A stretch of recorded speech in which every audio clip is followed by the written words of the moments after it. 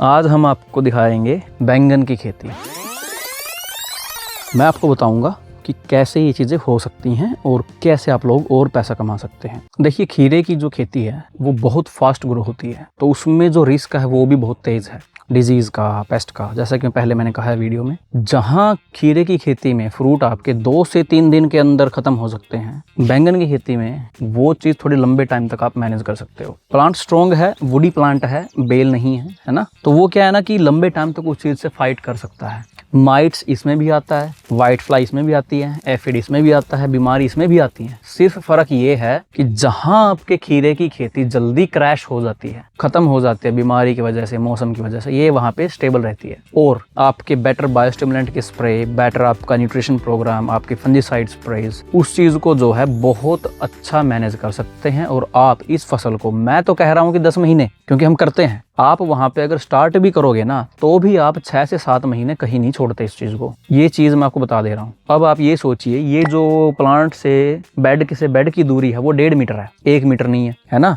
आपके बेड बहुत नज़दीक होते हैं खीरों में। प्लांट इतना बुशी हो जाता है कि बीच में निकलने आने जाने में भी दिक्कत होती है। ठीक है, वो चीज़ अभी पैसा दे रही है, बट कब तक? हर कोई खीरे के ऊपर टूट के बढ़ रहा है। आपको पता है गर्मी में इतना खीरा निकलता है, फिर भी प्राइस नहीं मिलते हैं। ये तो चलो 2-3 वीक पहले से थोड़ा अच्छा प्राइस हो गया है, क्योंकि प्रोडक्शन खत्म होती जा रही है, बट ये चीज़ आपके लिए लॉन्ग टर्म एक स्टेबिलिटी दे सकती है ना। अब इसके फायदे क्या हैं? देखिए, एक तो जो है ना, जैसे मैंने कहा, प्लांट का बुशी इतना नहीं है, फ्रूट विजिबल रहता है, स्प्रे प्रॉपर होता है ना। कोई डैमेज होगा तो आपको क्लियर दिखेगा। वो लीफ इतने बड़े नहीं है, इंस्पेक्शन में ईजी रहता है काम, है ना। एयर सर्कुलेशन बढ़िया रहता है इस चीज़ में, है ना। तो फ्रूट का जो है आप मैनिपुलेट कर सकते हो, आपको ज़्यादा फ्रूट चाहिए या ज़्यादा बड़े चाहिए। अब ये देखिए, मेरे हाथ के साइज़ का फ्रूट है, ये आधे किलो से कम नहीं उतरेगा एक फ्रूट, ठीक है। जहाँ पे आप खीरे 250 ग्राम 200 ग्राम तक तोड़ लेते हो, ये आधे किलो का मिनिमम साइज़ होता है। उसको बेचना कैसे है वो आपके ऊपर है। इसको आप पन्नियों में भर के नहीं बेच सकते, है ना। वो प्रॉपर एक तरीका होता है उसको मार्केट में भेजने का। तो जैसा कि हमने खीरे की सीरीज स्टार्ट करी थी, अगर आप लोग इस वीडियो को अच्छा मानते हो और शेयर करोगे इस चीज़ को, कमेंट सेक्शन में बताना, मैं एक प्रॉपर सीरीज इसके ऊपर बना सकता हूँ, जिसमें मैं प्रॉपर, जैसे कि खीरे में मैंने कहा, एक बारी मैं न्यूट्रिशन का प्रोग्राम लेके आ रहा हूँ, उनकी कमियां बता रहा हूँ, एक बारी फिर मैं कैसे इसको बेचना है मार्केट में, है ना, कैसे इस चीज़ को सर्वाइव करवाया जाए गर्म और ज़्यादा ठंडे इलाकों में, है ना, कैसे उन चीज़ों को, पेस्ट को कंट्रोल किया जाए। तो उसकी मैं अलग अलग वीडियोस बनाते रहूँ, अगर आप इस वीडियो को प्यार देते हो ज़्यादा से ज़्यादा, है ना। तो देखिए, बेनिफिट तो है ही है, क्योंकि हर कोई नहीं करता है, तो आप एक अनोखे हो सकते हो। हेल्प मैं कर सकता हूँ, मेरे यूट्यूब चैनल को फॉलो कीजिए, सब्सक्राइब कीजिए, है ना, वो तो मैं आपको करता रहूँगा सपोर्ट। अब बढ़ते हैं वीडियो में आगे, जहाँ हम बात करेंगे मार्केट में प्राइस मिलता कब है इस चीज़ का। मेरे हिसाब से जो मैं सोचता हूँ, जो हमारी रिसर्च ने अभी तक बताया है, बैंगन का प्राइस एक तो जुलाई अगस्त के टाइम पे काफ़ी अच्छा रहता है ना, और एक रहता है अक्टूबर नवंबर में। उसका रीज़न क्या है? बैंगन की खेती नेट हाउस के अंदर थोड़ी सी मुश्किल है, लेकिन नामुमकिन नहीं है। इस चीज़ का आपको ध्यान रखना पड़ेगा। खीरे की खेती वैसे आई तो प्लास्टिक हाउस के लिए थी, पॉली हाउस के लिए आई थी, लोग नेट हाउस में कर रहे हैं, तो ये भी सकती है। कुछ चैलेंजेस रहेंगे, जैसे कि बारिश आएगी तो थोड़ा डिजीज़ का प्रेशर आ जाएगा, पर वो स्प्रे करके आप उसको मेंटेन कर सकते हो। अगर आप खीरों को मेंटेन कर लेते हो, ये तो बहुत आसान हो जाएगा आपके लिए, है ना। अगर आप लोगों को टारगेट करना है जुलाई अगस्त की मार्केट, उस टाइम पे आपको फ्रूट मार्केट में लेके आना है, तो आपको अर्ली अप्रैल या फिर मिड अप्रैल में, अप्रैल के बीच में दूसरे तीसरे हफ्ते में प्लांटिंग करनी पड़ेगी, ताकि जुलाई में आपका फ्रूट मार्केट में आना स्टार्ट हो जाए, है ना। दूसरे साइड अगर आपको बात करनी है अक्टूबर नवंबर के फ्रूट की, तो आपको उस टाइम पे थोड़ा सा जुलाई अगस्त में प्लांटिंग करनी पड़ेगी, ताकि अक्टूबर तक फ्रूट मार्केट में आने लग जाए। मेरी रिकमेंडेशन ये कहती है कि आप कोशिश कीजिए इस फ्रूट को आपको जो है प्लांट करना है अगस्त जुलाई के बीच में, ताकि अक्टूबर नवंबर में जब इसका प्राइस आए आपको बड़ा पैसा मिल सकता है। दूसरा वो ऑप्शन हो सकता है आपके लिए कि आपको विंटर की मार्केट मिल सकती है। फिर जैसे ही विंटर ख़त्म होती है, हर किसी के पास बैंगन नहीं होते, तो आप वो एक लास्ट पार्ट जो फरवरी मार्च अप्रैल, वहाँ तक इस चीज़ को खींच सकते हो जुलाई अगस्त में प्लांटिंग करके। मेरी बातों को एज ए कॉन्क्रीट नहीं लेना है, आपको ट्राई करना है, ठीक है। अलग अलग वैरायटीज़ आती हैं। अब जैसे ये है, ये ऑस्ट्रेलिया की वैरायटी है वैसे तो इसीलिए एक ऑप्शन है।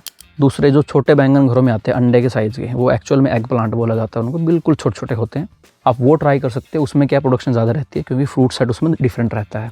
एक खीरे जैसे लंबे टाइप के आजकल बैंगन आ रहे हैं, वो हाइब्रिड्स हैं, वो भी आपके लिए अच्छे हैं, क्योंकि उसमें ज़्यादातर रेजिस्टेंट वैरायटीज़ आ गई हैं, है ना। एक सफ़ेद कलर का भी बैंगन आता है। तो अलग अलग चीज़ें ट्राई कीजिए अपने मार्केट के हिसाब से, उसको टेस्ट करना है अपने को। पूरे एकड़ में 1.5 एकड़ में लगा के नहीं बैठ जाना है। 1 या 2 लाइन लगाइए, देखिए कि उस खीरों के साथ वो कैसे रोल ओवर कर रहे हैं। खीरे जब खत्म हो रहे हैं वो चल रहे हैं, अगली प्लांटिंग करोगे वो तब भी चलता रहेगा साइड में। तो क्या आप एक बार ही प्लांट करो, साल भर निकालो।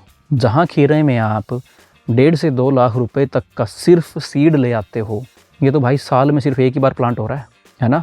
महीना 2 महीना तो सोयल को थोड़ा रेस्ट भी दोगे ना आप, या उसको लगातार चलते रहोगे। तो इसलिए 10 महीने का टारगेट मान के चलो, एक बार प्लांट करने के बाद सीड का खर्चा बच गया, मार्केट अच्छी कैप्चर कर सकते हो, बट समझना पड़ेगा कब।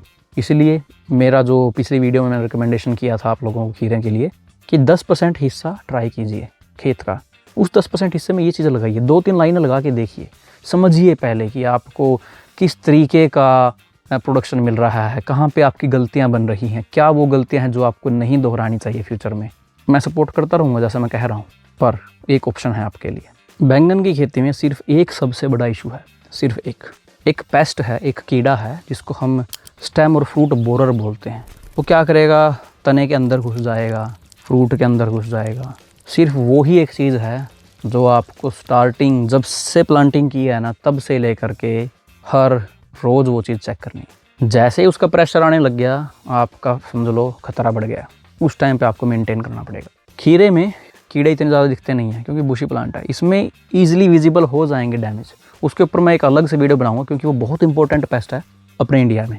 तो इसीलिए मैं वो चीज़ आपको एक प्रॉपर एक वीडियो अलग से सिर्फ एक पेस्ट के ऊपर बनानी चाहिए मेरे को, क्योंकि उसको समझना है पहले, फिर कैसे कंट्रोल करना है, कैसे उस चीज़ को किया जाएगा, है ना। पहले तो जो मैंने अभी तक बोला है उसको मैं आपको रिवाइंड करवा देता हूँ एक बारी। इसके फ़ायदे क्या हैं? एक तो अपने को इस क्रॉप को ध्यान में रख करके इसकी फाउंडेशन अच्छी करनी, इसकी रूट्स, इसका जो नीचे का स्ट्रक्चर अच्छा करना है। 3 से 4 स्टेम रखने हैं, 3 फ्लावर की बजाय एक ही फ्लावर पे फ्रूट लेना है। डेली इंस्पेक्शन करनी है कि कब डिजीज़ आ रही है, कब नहीं आ रही है। वेदर किस हिसाब से रिस्पॉन्ड कर रहा है आपके एरिया में इस प्लांट के ऊपर, तो वो आपको समझना है। फिर फ्रूट और स्टेम बोरर जो कीड़ा है उसका मॉनिटरिंग बहुत ज़रूरी है ना। न्यूट्रिशन का आप लोगों को आपकी मिट्टी के हिसाब से, आपकी क्रॉप के हिसाब से वो चीज़ आपको फाइंड आउट करनी पड़ेगी। इसीलिए मैं कह रहा हूँ खीरे के साथ लगाइए 1 या 2 लाइनें, देखिए कि किस चीज़ की कमी हो रही है इस क्रॉप के अंदर, उस हिसाब से आप जो है अपना न्यूट्रिशन प्रोग्राम बना सकते हो। मैं भी थोड़ी हेल्प करूँगा, लेकिन आपको समझना पहले है, ठीक है।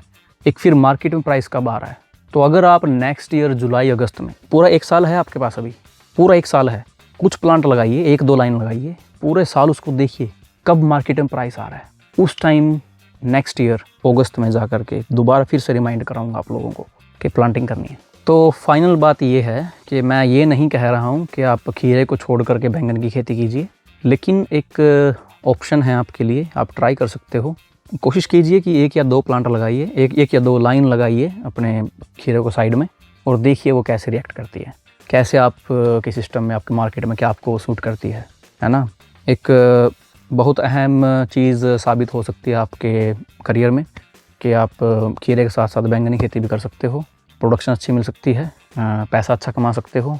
तो इसी के साथ मैं ये वीडियो ख़त्म करना चाहूँगा और आशा करता हूँ कि आप लोगों को ये वीडियो पसंद आई हो, और अगली वीडियो में दोबारा खीरे की स्टार्ट करेंगे, लेकिन बीच बीच में बैंगन की भी हम डालते रहेंगे। तो प्लीज़ इस वीडियो को शेयर कीजिए, सब्सक्राइब कीजिए हमारे यूट्यूब चैनल को, और सपोर्ट कीजिए हमें जितना ज़्यादा हो सके, और ज़्यादा से ज़्यादा लोगों को इस चीज़ के बारे में पता चल सके। धन्यवाद।